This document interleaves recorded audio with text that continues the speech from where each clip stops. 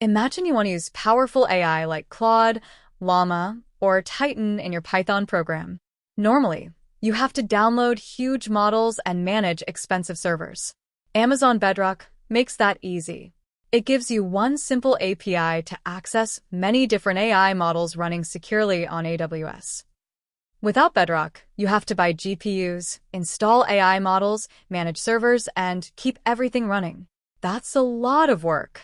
With Amazon Bedrock, AWS handles all of that for you, including the hardware, scaling, security, and model hosting.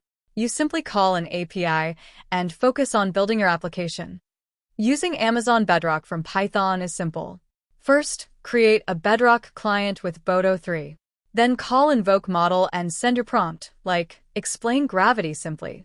AWS sends a request to a foundation model such as Claude, Llama, or Titan, and returns the AI-generated answer.